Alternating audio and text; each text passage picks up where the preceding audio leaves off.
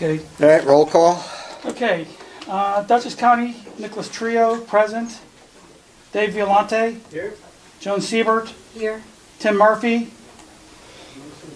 Dee Sagendorf. Guy Carpico. Tim Gildak. Here. Sharon Frazier. Here. Orange County, Michael Bigg. Ben Conquest. Here. Wayne Chan. Here. David Grass. Here. Israel Knobloch. Here. Kelly Pickle. Frank Case Knight. John Hanson. Putnam County, Robert Cuomo. Here. David Jacobson. Here. Denise Montana. No, say something if there's questions. Matthew Bondi. Rockland County, Kim Lippis. Nick Rusieski. Hi, Nick. Tim Egan. Here. Desiree Leone. Here. Glenn Albin.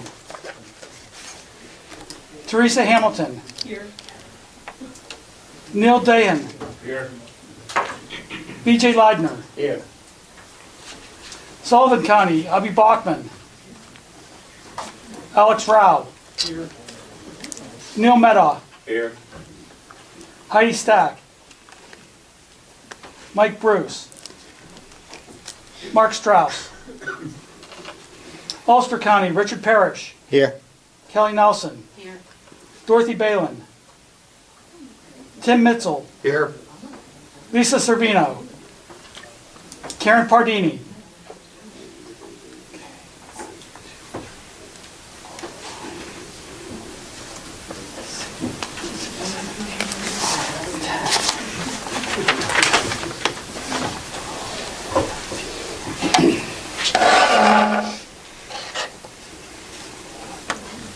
We have 21 attendees who are eligible to vote. Very good. Thank you.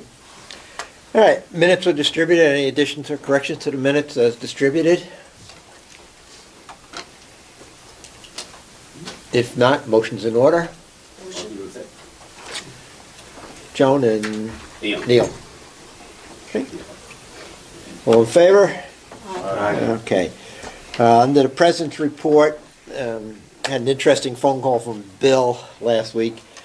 He got called up to Albany, all the program agencies, and the Bureau of EMS is looking at ways to improve the program agencies and the dotted line, the region, how we do things. It strictly was a fact-finding. There's a follow-on meeting that Bill will be going to with just the program agencies. Now, talk of consolidation, things like that. All right, right now it's just the beginning. Just give you a heads up that things that are being looked at. You went down that road once before. Yep, that was it. All right.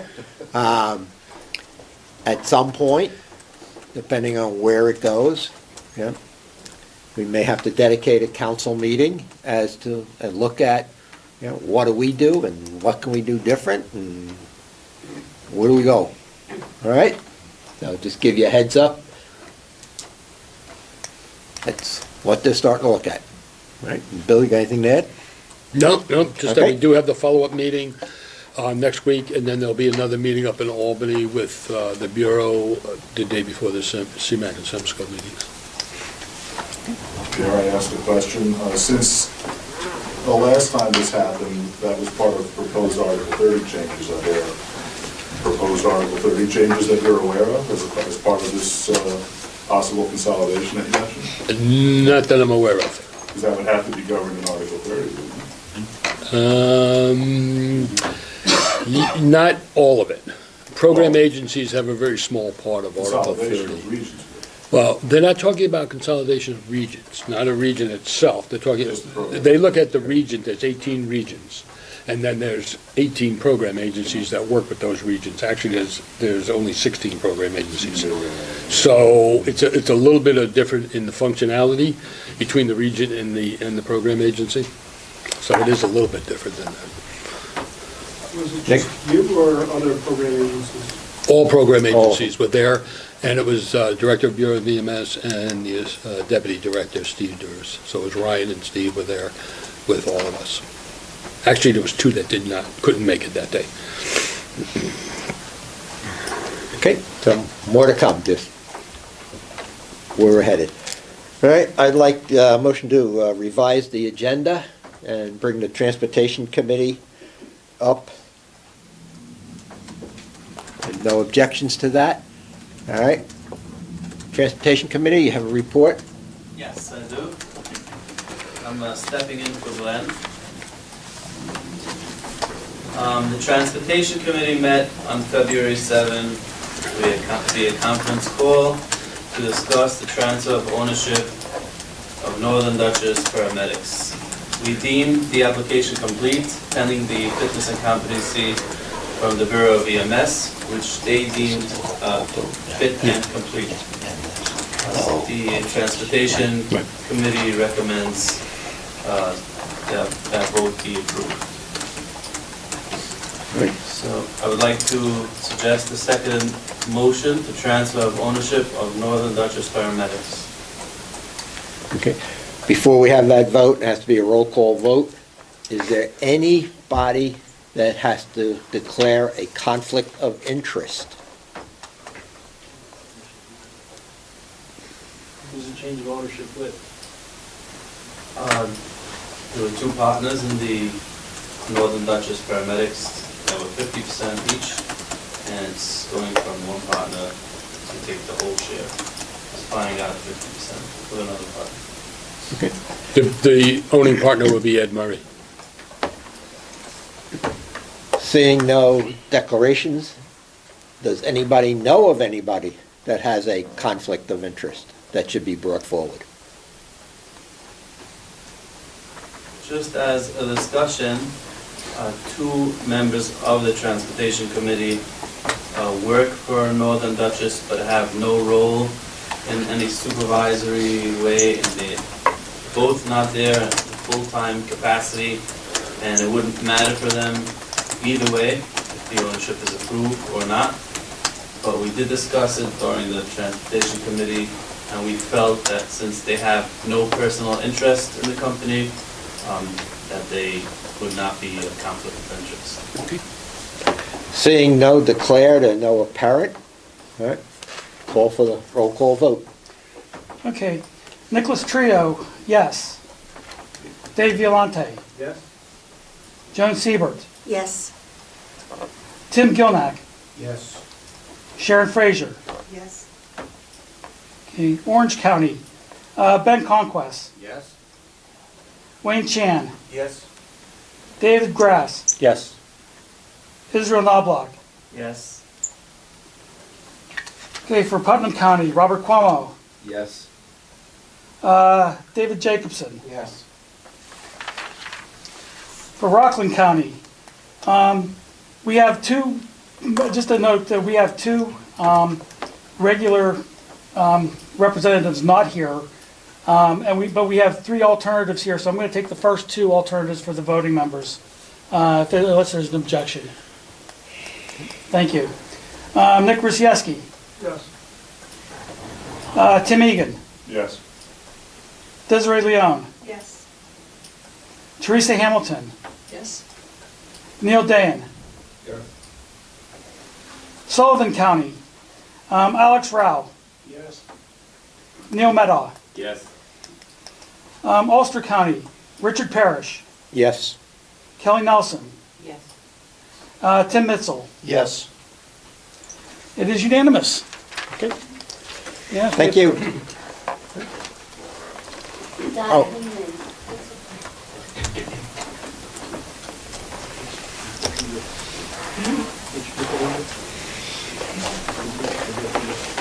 Show that Dodd Balin is present on your attendance list. All right. Dorothy's Are here. we Okay, going so to- she's not here. Okay. Yep, we can. All right. Thank you. So at this point, the stenographer will be leaving. Thank you for your services. All right, Treasurer's report. That's me.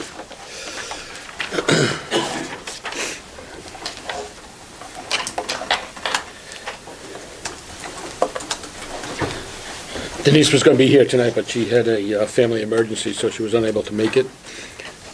So from our last meeting was 11/20/19, and since then we've wrote 46 checks worth $61,488. Rent and health insurance are always our top expenditures. We had a VFIS, which is in the insurance for the office and everything else that we do, errors and omissions and stuff like that. That was $4,200, and we had our annual audit, which was $6,500. If there's any questions, you can see me, I can go over them with you. In the financials, we had a refund. Last year, we overpaid VFIS by $1,118, so we had a refund on that. We were reimbursed for the CIU at Dutchess Community College in the morning for $90, and in the afternoon for $60.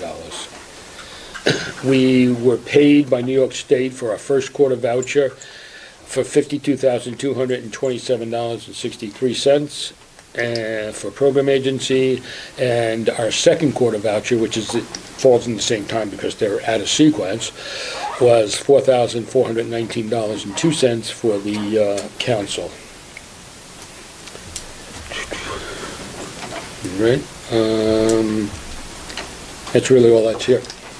Okay. Any questions about the report?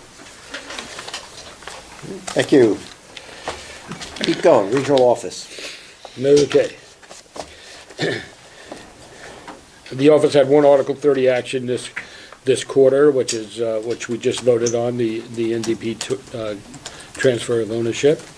At the last HVREMSCO meeting was on January 14th and 15th.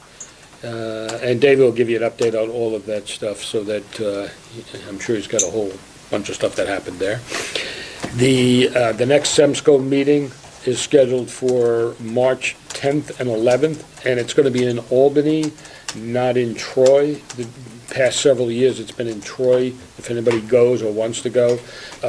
This time, it's going to be in Albany, in the Hilton in Albany downtown. Yeah, it's probably going to be that way for now on, for at least until that contract runs out, so we'll see with that. We had our audit. It was completed in December, and the audit was sent to the Bureau of EMS. We're required to do an annual audit, and it was done. It was sent to the Bureau of EMS.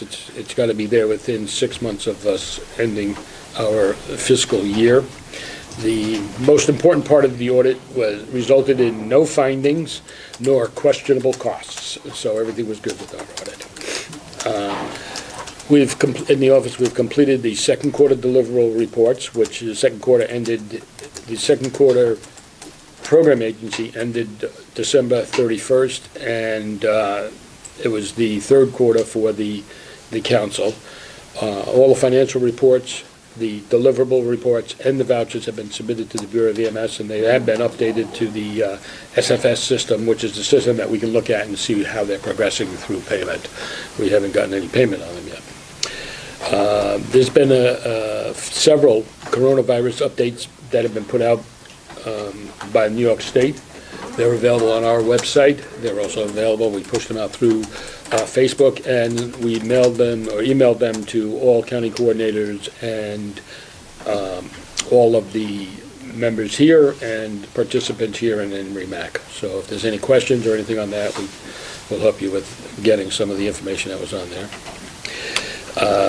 Senator Mitzger and Scofus are sponsoring a budget forum on March 5th, 2020 at the Goshen Library from 9:30 to 12 o'clock. The library is located at 366 Main Street in Goshen. If you go onto their website, you can see a little brochure on it.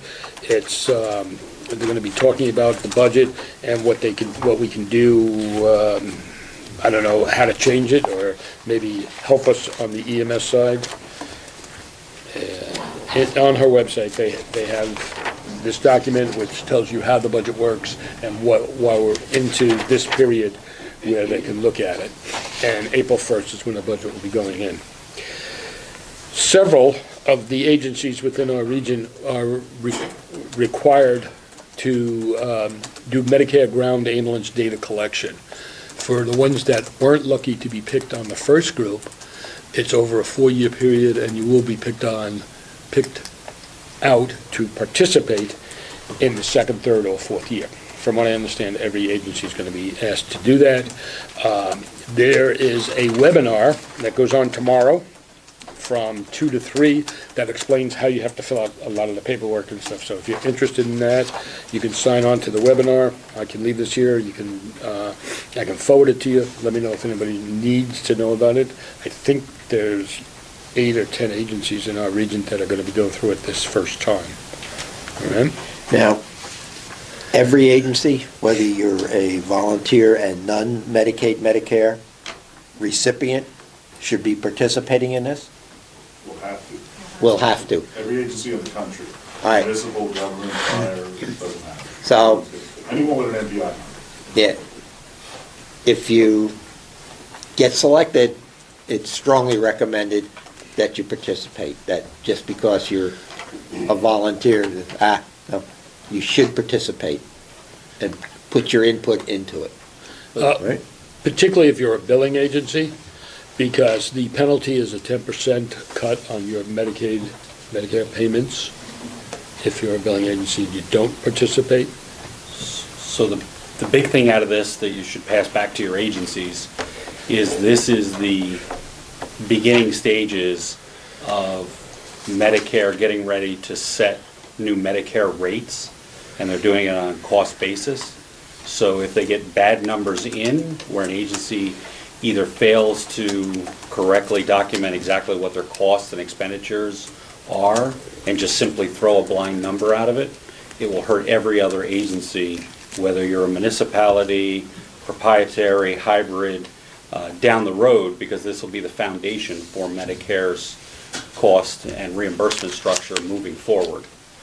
So you want to encourage any agency that is, as Tim said, collecting or going to be collecting or potentially will be collecting funds, because remember, a lot of private insurance agencies also contract off of Medicare rates. So we want to make sure that this number is as true to what the actual cost is as possible, or our agencies are doomed to be in financial struggle for years to come. So again, don't blow it off. Right, if you have questions, you can give us a call, and I'll try to help you with it. If there's a problem or you don't understand what they're looking for, we can always work through it. I don't know if anybody or all of you have seen this. This is a workforce shortage, EMS workforce shortage in EMS. It was put out by the State Council. Very interesting document, and if you do get a chance to read it, there's some very interesting facts in here. And just one that I picked out, which is 52% of the agency using volunteer responders report their ability for timely EMS responses in their community was moderately or severely impaired by certified volunteer shortages. And it goes through, and it talks about different things in rural communities. There's all different kinds of statistics in here. It's ideal if you're making presentations to your politicians to try to explain to them what some of the shortages are and some of the problems that we're having. So if you don't have a copy of it, let me know. I can get it for you. It's also on the state website. All right? Those percentages are current, like up to... These are, well, let me,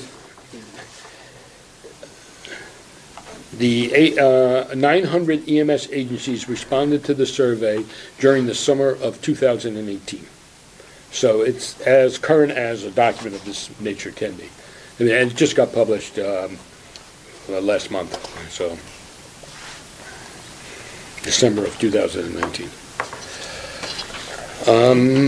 We have 3 more meetings scheduled for the rest of the year. May 20th is the next meeting, and then September 16th will be the meeting after that, and November 18th will be the next meeting. Those are the next 3 meetings that we have. And that's all I have on this.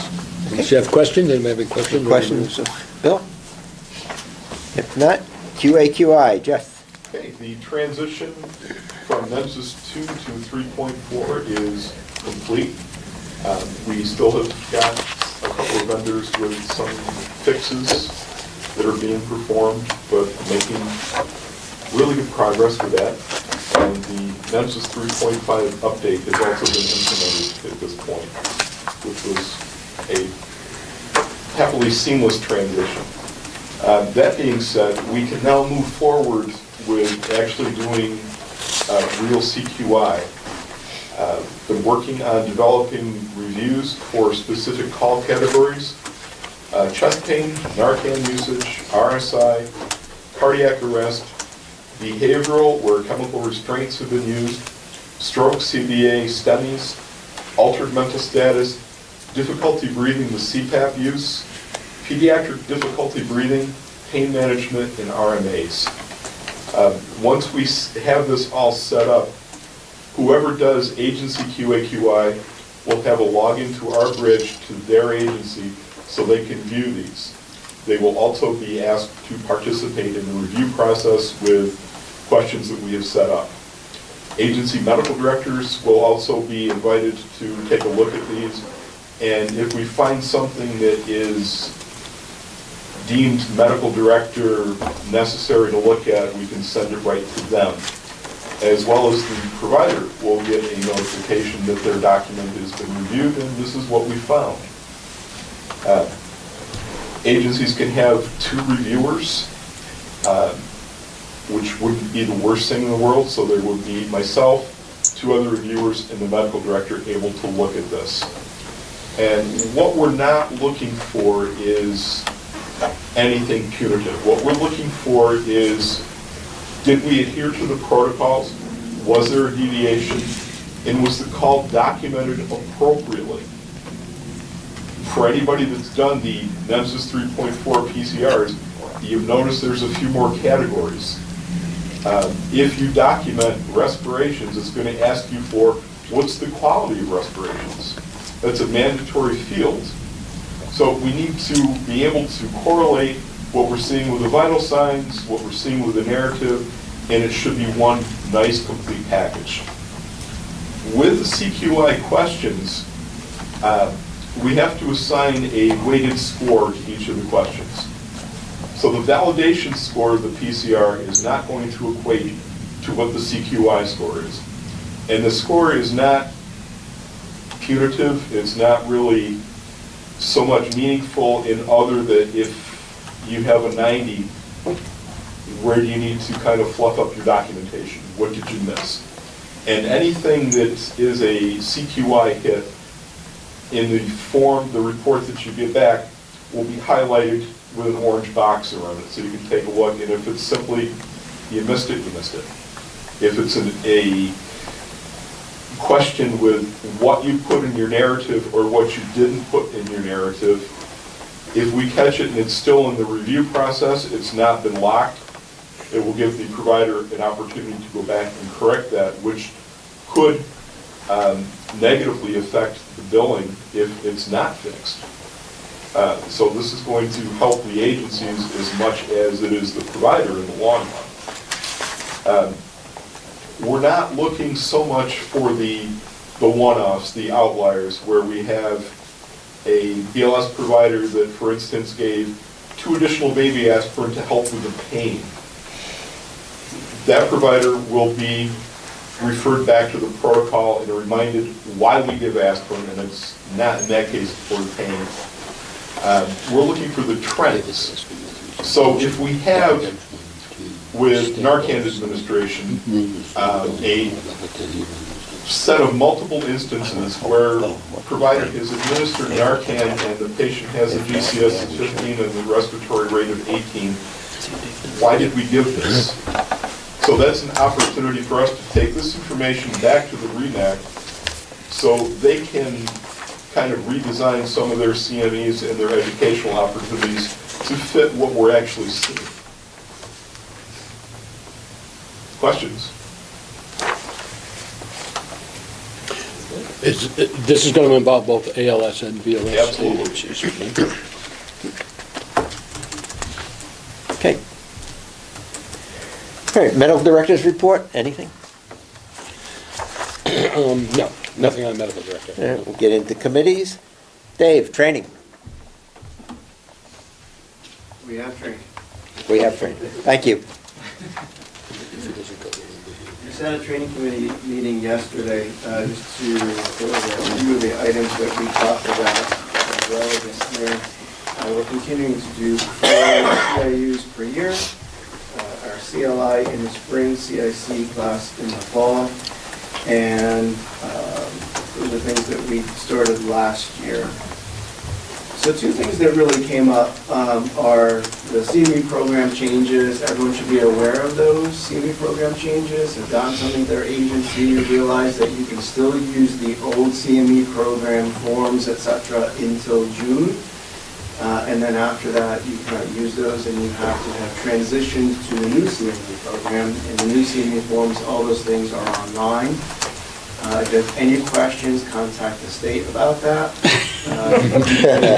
Damn, I was just hit you with You can ask me, that's fine. There is a CME program manual. You should all be able to have gotten this offline also. All your answers are in here for things, and if not, certainly you can give me a buzz or contact the state. I'll walk you through whatever you need.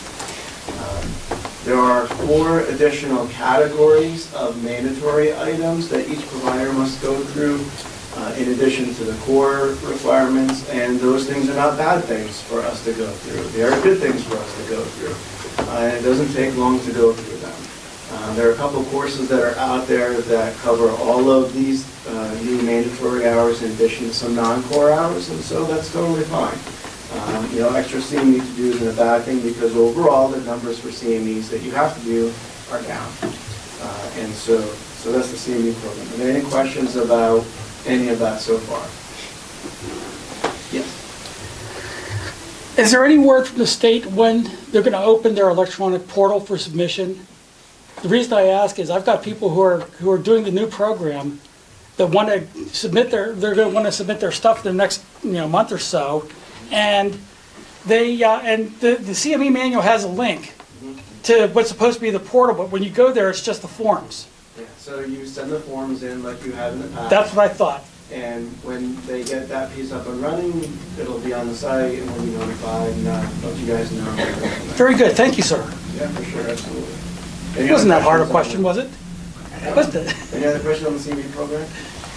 Okay, again, if you have any problems or questions, please feel free to reach out and do what we can with that. One of the bigger topics that we talked about was protocol education and protocol rollouts, to make sure everybody's done the protocol rollouts and that the statewide BLS protocols match and dovetail to the collaborative protocols that are statewide, and so those things should be the same across the board. There are apps on whatever kind of phone you have, unless it's an old Motorola StarTAC flip phone, you probably won't be able to see it. There are some glitches here and there. They're working on getting those taken care of and resolved, and so you'll see those changes continuing to come through. At the end of the day, it is the agency's responsibility to make sure that their providers have gone through these protocols and understand them. And it really falls on the shoulders of the provider and the medical director for your agency. If there's a problem that comes down the line, you're probably going to see it at your agency. It'll involve your provider, and your medical director is going to be involved in some way. And they may or may not know that. So get with your medical directors at your agency level, and please disseminate this information to the agencies within your counties so that they all understand this process, and the medical directors understand this as well. So that there's no question what happens when a number of different agencies get together and call, a medical control physician to get to an answer about what to do with the patient. The patient doesn't have a choice about who they call or what they call or why. We really need to provide them with some good care, and it should be seamless across the board. Any questions about protocols? All right, just in email from ems.gov, the Substance Abuse and Mental Health Services Administration is awarding up to $5 million, not to any one agency, but to rural EMS agencies for recruiting and retraining personnel. So this is for rural EMS training. It's a rural EMS training grant opportunity. You have until March 30th to submit an application for any kind of funding from them. If you go to ems.gov, you will see that information there. So it's $200,000 per year for training. Over 4 years, 25 agencies. Thank you, John, appreciate that. That's not a New York State thing, that's a national thing, so just realize that that's what I have for training, sir. Okay, any questions of Dave? Thanks, Dave. Thank you. All right, REMAC. Yes, Dr. Papish is not here, he wasn't able to make it tonight, but there was a meeting, there was a REMAC meeting that was held January 6th. Unfortunately, there was not a quorum at the meeting, but there was a lot of interesting topics discussed. The regional stroke destination advisory has been put on hold until we figure out how the state is going to handle that. We're going to go after that. If the state gets their stuff in line, we'll figure out what our policy is going to be. We have reestablished a helicopter committee, and we met at least once, and we're going to meet again very shortly to go over the aeromedical documents and update them, and then they're going to meet on a regular basis before our REMAC, so that the helicopter committee probably hasn't met in about 2.5 years. There was no RTAC meeting this quarter. The next RTAC meeting is scheduled for 2/26, which is next week, at ORMC at 10 a.m. if anybody is interested in that. Dr. Murphy discussed a little bit further about the iGel airway for BLS protocol, for BLS providers, and that is to be presented as a pilot program at the next meeting in March for HVREMSCO. And the next CMAC meeting that will be presented at is 3/10 and 3/11 in Albany. The next REMAC meeting is scheduled for March 2nd of this year. And that's it for REMAC. Any questions on that? If not, okay, we did the Transportation Committee. Desiree, Public Information? Nothing. All right, Policy and Procedure Committee. I need a chairperson for that, and I need members for that committee. That committee hasn't had a chair over a year plus.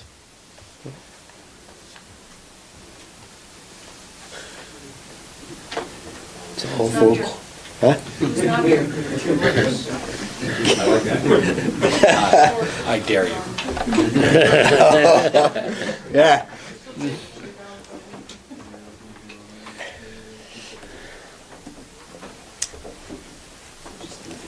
All right, well, we need somebody, and that committee needs some people on it, so. Maybe the new, won't chair, but you'll help. Okay, hey, that's a step in the right direction. All right.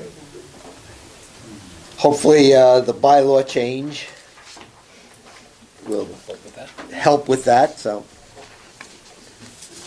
And so we'll move on to that. And Albie's not here, so we have a report from Albie on, Yeah, I got it.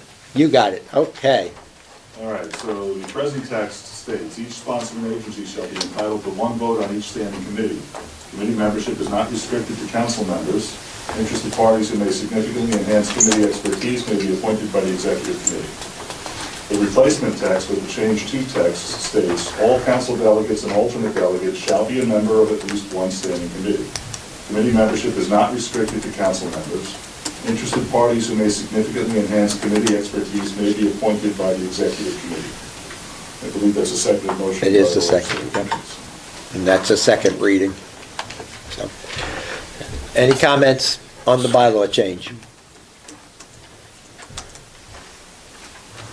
It's a second in motion, so do we need a roll call on that? Yes, he's got it right. You do a roll call? Yes, sir. Dutchess County, Nicholas Trio, yes. Dave Violante? Yes. Joan Siebert? Yes. Tim Gilnack? Yes. Sharon Frazier? Yes. Orange County, Ben Conquest? Yes. Wayne Chan, Yes. David Grass, Yes. Israel Knobloch, Yes. Putnam County, Robert Cuomo, Yes. David Jacobson, Yes.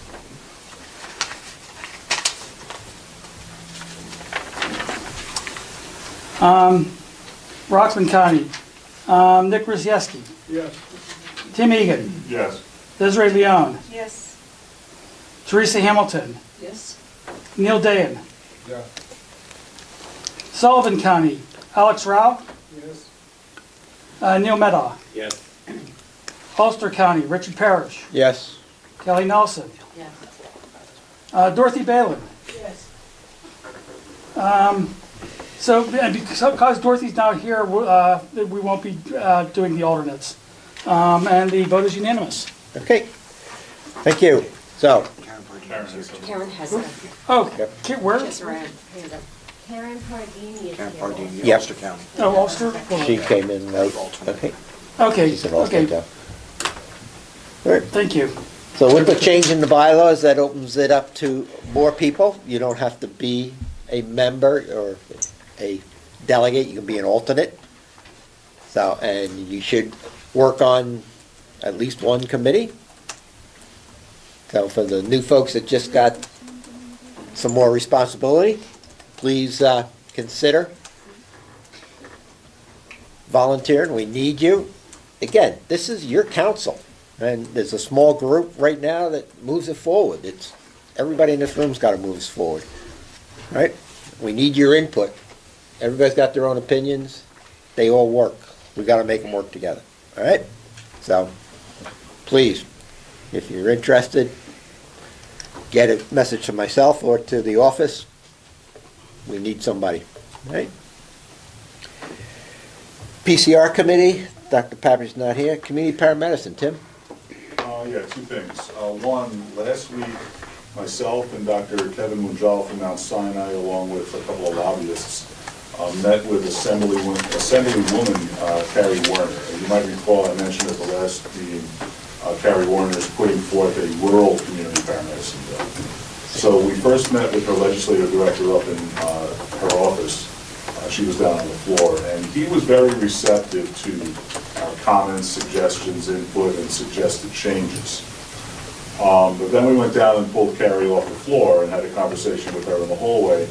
And while she's completely agreeable and understanding of our concerns, basically of the fact that this is a rural bill and really geared toward her two rural agencies in her district, and our concerns are that, and when I say our, I mean the coalition of community paramedicine providers and so on throughout the region and actually throughout the state.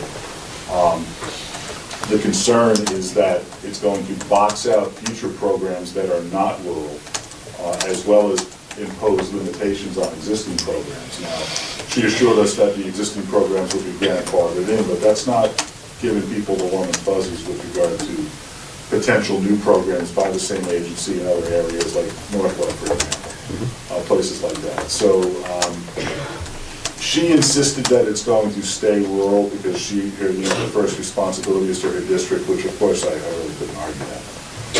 But we're not sure where that's going to go. It's still in draft bill language. Doesn't even have the bill number yet, so I don't know that that's really going to go in there. I'll obviously let you know if it does. And that's, this is a fast-moving budget season. We'll get into the rest of the legislative season. The second thing is that there's a CP conference at Mount Sinai. I believe it's on Friday, March 20th. I'll be speaking on our two programs, giving an update, as will many other people. So, if anybody wants to learn more about it or see what's happening in the state, this year. Joe? Any questions, Tim? Okay, thanks, Tim. Kim on awards committee, not here. Nominating season is here. Yes, Nick? I'll chair it. I think we already. Well, Dee Sagendorf said she would chair it. I'll then participate. Okay, Right. perfect. Right? Thank you so much. Dee volunteered, so got Dee, Nick. Anybody else interested in the nominating committee? I'd like to have at least another one. Right. Who's that? Who's Terry Terry. and We should Joan try to- Siebert. So 4 people. Who else? Joan Siebert. Hey, Okay. I'd like to get one per region and one per county, but all right. So that would be 2 there, 1. you got 3 counties. You got 3 counties. Now, Bill is recommending that we have 1 from each county, so If it's doable. if doable. If not, we go with what we got. All right. What's Terry's last name? Hamilton. Okay. All right. Nobody else is jumping up? Dot Valen to children. All right. So we got Rockland, Orange, Dutchess. And over there. Oh, and Bob Cormo. Bob? Did I hear somebody from Sullivan? For nominations, maybe? Yes. I'll take it. Okay, Alex. All right. I'll say no to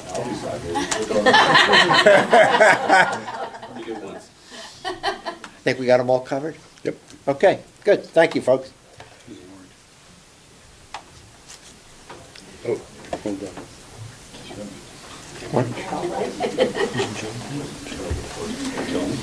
All right. Dave, back on the floor. State EMS. Okay. I'm not going to stand up here and speak for half an hour. Thank God. It was 45 minutes. Yeah. I sent everybody minutes from the meeting. I sent everybody information from the meeting, including that packet that Bill was talking about, the workforce shortage report. So everybody should have copies of all those in their emails. If you don't have that stuff, please let me know, and I'll make sure that you get it in your emails.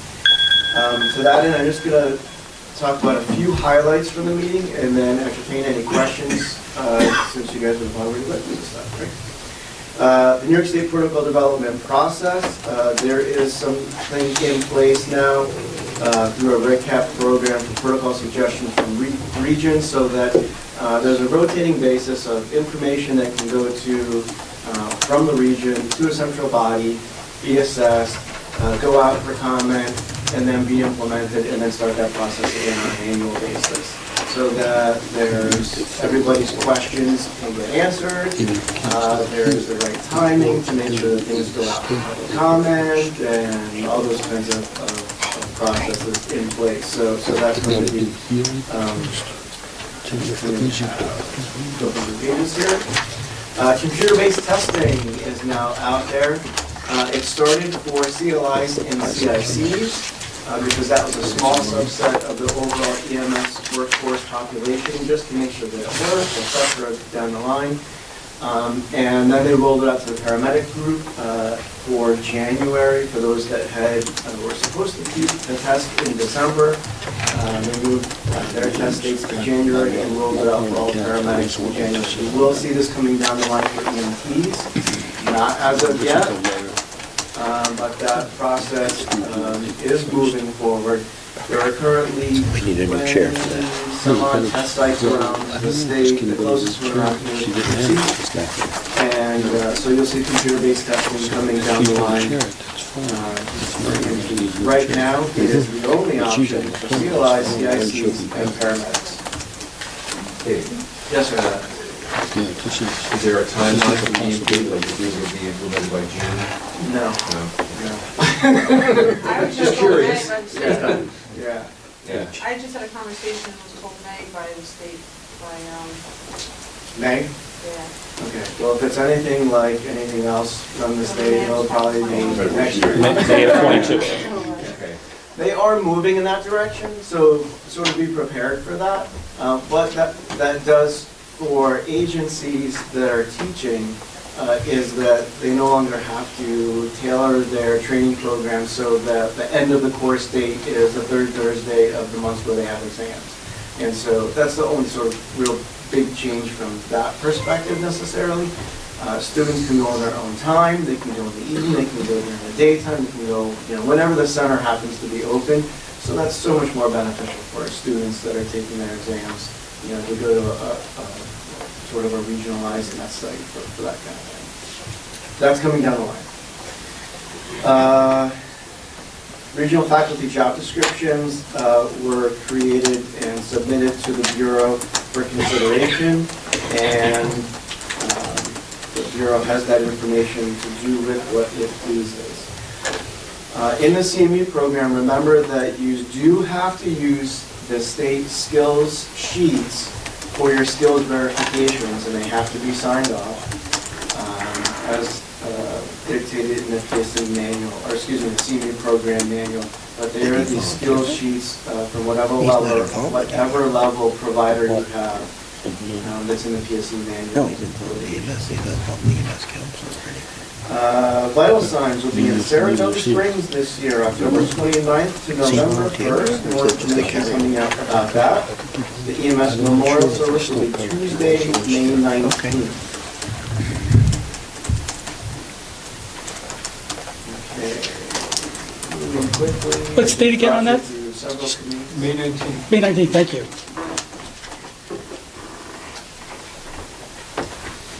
Let's see. There is an increase in Bureau staff, so there's a huge logjam of things to get done. And I know we're sort of complaining about that, and the state is doing the best they can with things, so please continue to have a little bit more patience, but there are a lot more people up there now working through things, getting things done, and so you start seeing more action happening, in addition to increased number of HVREMSCO meetings per year to get more done as well. So that's happening. Slowly but surely things are going to move forward. Don Trepak came and talked at the systems committee and then again at SEMSCO about problems with provider mental health and suicide. It's becoming a more prevalent issue around the state and around the country. There is a Code Green campaign that he spoke about, and he had his colleagues speak about up there. You'll see more about that coming down the road. Also take a look for that online, Code Green campaign. And really make that a consideration in your agencies. And it's okay for people to talk about issues that they're having and shortcomings that they're feeling and some of their own mental health issues to their colleagues and friends. And I think I had one or two more items. We talked about the EMS workforce study already. You guys should have had that packet. Safety Committee is also working on changes to Part 800 for equipment, and you'll see some other requirements in certified ground ambulance and medical construction for it as well. So those changes are coming down the line, and you'll see more work coming from the state about all of that stuff. Any of my colleagues in the room who were there, feel free to please adjunct and correct anything I have brought forward.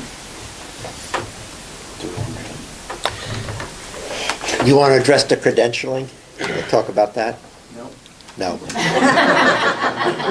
We were all sitting up here waiting if you were going to do it. Let David do it. In terms of what? All right. What got brought up is one of the regions took a medic offline.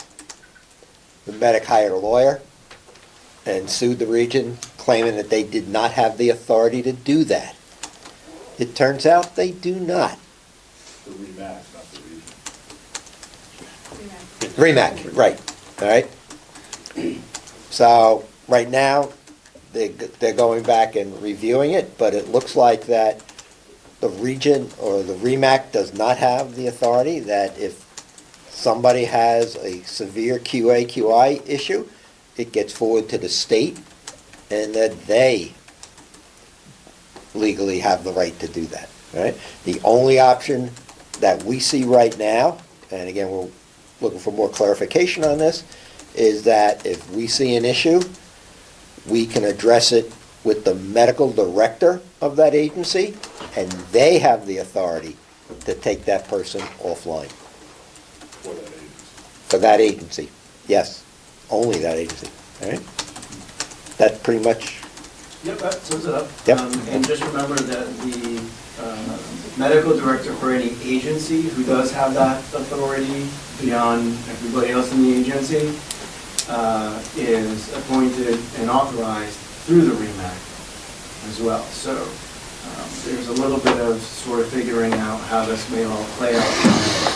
And more to come with that, so please don't hedge your bets and, make all these changes and send signals out on Facebook. All Stay the other course for now. Social media things, just hang on as this gets worked out and everything will come down the line a little bit. Any questions for me?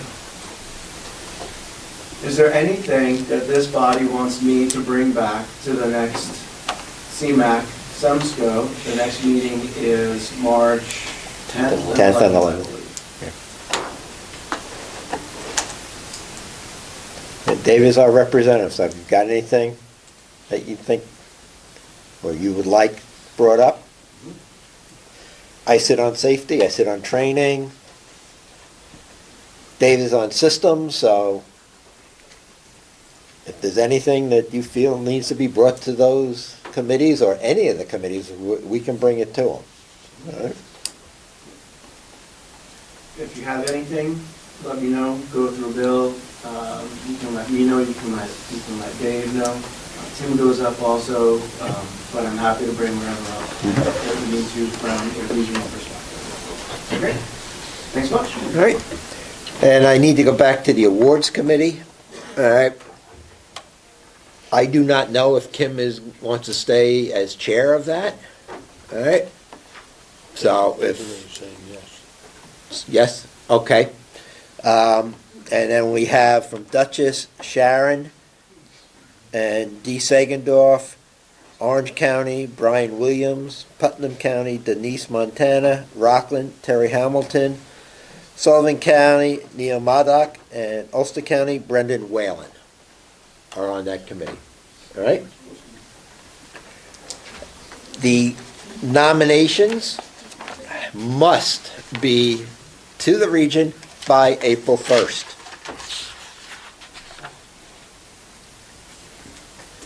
Must submit their awards to the region no later than 3 p.m. on April 1st. This is 2019. Is this the right letter? They didn't change. The They didn't, highlight is what has to change. it's February 2020. That didn't go out. This is what has to change. Rich hasn't got out. Oh, all right. It will be correct. Okay, that will be corrected. All right. But April 1st. All right? 2020. Yes. And the selections are done, and then that's what goes up to the state. So the state has to have theirs by May, so, okay? All right. I think I backtracked on everything, so got that. All right. All right. BLS protocol rollout, we have anything on that? Yeah, I do. The BLS protocol rollout, we're not sure if everybody's done it. When the state came out with their system, some agencies reported to the state and didn't report to us that they've completed it. And that has created a problem. We have about 15 agencies that we haven't heard from.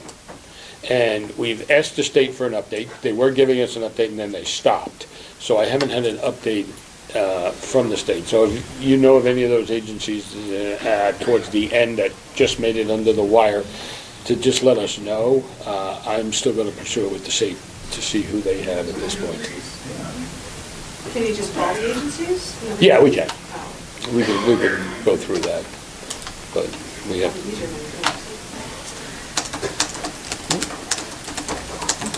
That's all I have. That's it. All right, on the new business I have from Sharon, the Hudson Valley EMS Directions Leadership Committee. Okay. So our last meeting was in the evening of January 30th, where we split up the issues and concerns identified at the region's preceding EMS summit into subgroups to allow interested participants to choose topics they wish to work on. Each subgroup is being asked to identify short-term goals, expectation of less than a year, and long-term goals. A leader for each subgroup was identified and is charged with overall coordination of their subgroup, as well as report out for the subgroup. Each subgroup is also encouraged to identify anything that they think the region can provide or help with. The eventual products from each subgroup are anticipated to be templates, examples, and guidances that may address the issues that fall within the scope of each group. The next EMS Summit meeting is scheduled for April 30th. The format of the meetings are expected to be a report out by subgroups and a presentation at the end, which may be a case study or work product that one of the subgroups found. Documentation for the EMS Summit is being housed at a Google Drive to facilitate collaboration. The name of the 4 subgroups and their leaders are Government, Public Outreach and Education and Leadership and Management Training Business is Rich McNamee. Recruitment and Retention is Sharon Frazier. Response Solutions leader is Nick Trio. Funding is Greg Smith. And that's what I was given to present. Rich, we did the bylaws, but we didn't do legislative. Now I have a legislative update also. I'm sorry. It's okay. Yeah, you jumped in the bylaws. Jump back to it, or? We done with that? Well, I don't know if anybody has any questions, or do they even know what we're talking about? A group was put together, it was called the EMS Summit, and from that, it's a work group that they've developed, and this is some of the product from that, and We're trying to, there was a big spreadsheet that was put together with everybody's input as to what the issues and concerns are, things that they're having problems with, or areas that they would like to address for improvement or whatever. So the spreadsheet was developed and then broke that down into these different categories and broke down even further to what would be like the priority, the top priority issues, and develop these groups. So hopefully we can get some movement and get some things put together and move forward. If anybody feels like they have an interest in the group and wants to participate in one of those groups, feel free to talk to Sharon or myself, and we can get you going in one of the groups. It's the questions and the reports and the issues that came up at the meeting where we invited everybody to, and we had quite a few EMS people there from all different walks and trades of life here. I had 2 questions that our group came up with for the Hudson Valley REMSCO. On the website, is there any way that we could have a tab or an area, or however it works, something for recruitment and retention? Sure. Okay. That's easy. Good. And then target advertisement. I don't know what that is, but I was told to ask. Anybody here For knows what that recruitment? is? Electronic, like on Facebook and Yeah. stuff, yeah, you'd have to basically buy targeted by demographics and a whole bunch of things. And So that's pennies not on the- the website, that's a Facebook thing? It's Facebook, Google ads, a whole bunch of different ad services, and you basically put your ad up, tell them who you want to hit, demographics, targeting, geographical area, time of day, things you've searched. If you ever type into Google, all of a sudden all your ads are going to be based on HIPAA topics. Same idea. You would target, someone who's looking for community service or, whatever keywords you're going to hit off. Okay. And you go from there. Is there like a large fee to that, do you know? So it's usually pennies per click, or impressions. You get a few hundred impressions for 5 cents or whatever. And you can cap it, so you can say, okay, I'm only going to go up to $1 today or $2 today on the low end. However, there's sometimes paid. Whoever puts in the most will get that ad space during prime time. Certain ads, if you ever type in like home improvement, those top guys are paying almost like 20 cents for that click if you actually click on that. Sounds like Nick wants to help you with that. Well, he could, definitely, yes. I guess I'll be on committee. Yeah. all right, anything else, Sharon? No, thank you. All right, Tim, back to you. Okay, so we worked out some legislative priorities. for the region. We met with the executive committee a couple of weeks ago. Yes. Was that last week? A couple of weeks ago, to discuss exactly what we were gonna do, and we ruled out a breakfast, mostly because of money, if I'm not mistaken. Yeah, money and time. What we decided to do was put together, I guess, not a brochure. A brochure? A brochure. A pamphlet. A pamphlet, if Yeah. you will, a booklet, I guess would probably be the best term to describe it, that would be given to representatives from each of the counties, who in turn would then meet with directly in the district offices, the electeds at the state level, and select county execs, or if there were potentially influential town supervisors or mayors, things like that, that would be, picked on a case-by-case basis. And have these legislative meetings to discuss our issues collectively on a meeting-by-meeting basis. And quite frankly, having done lobbying for over 10 years with Onion and with Rock and Mobile Care and paramedics, that is the most effective way to reach your state electeds especially. So the priorities that we determined are as follows. So right now, the New York State budget is commanding all attention in Albany, as it should. And instead of cuts to crossovers and supplemental payments that were proposed last year, our Medicaid issues have been moved into the Medicaid Redesign Team 2. So MRT 2 is now dealing with those issues. And guess who does not have representation on MRT 2? Yes. That's right. Hey, John, give that man a pen. That's right. EMS is not on that committee. So we're doing everything we can on the lobbying level to make MRT 2 aware of our particular issues and why it's important to, pay us.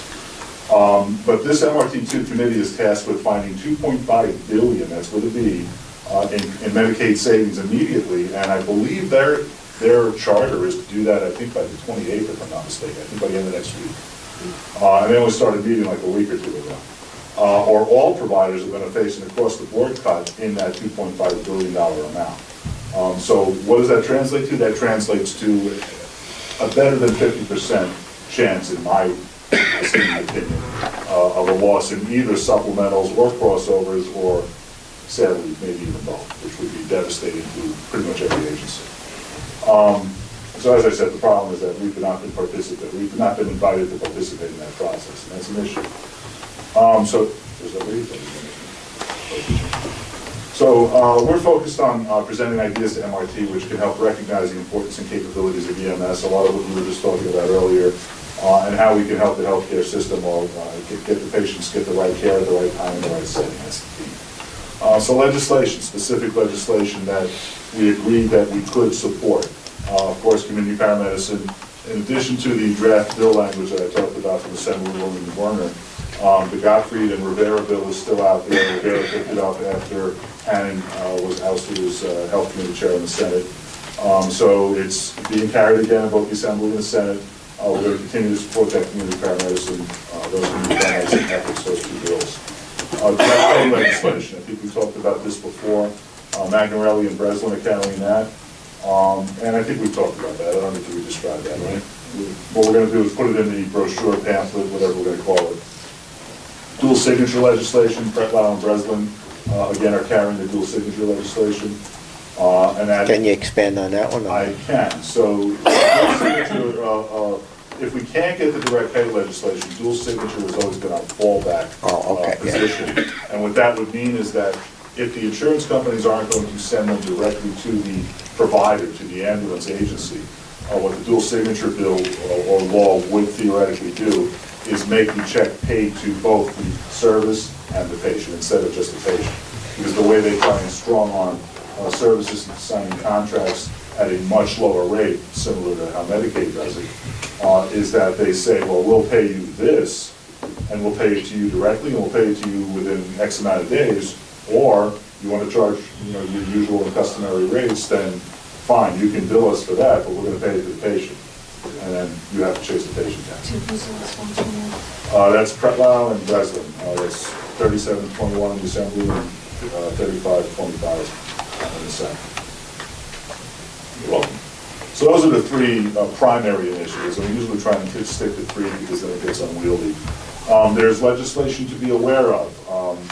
We're not going to take a position pro or con, and this stems from partly the summit that we talked about And just the fact that there are people at the table that sit on either side of some of these issues. So one of them is 209B. Jones and Brooks are carrying that legislation again. That's, perennial bills that have been going on for many years.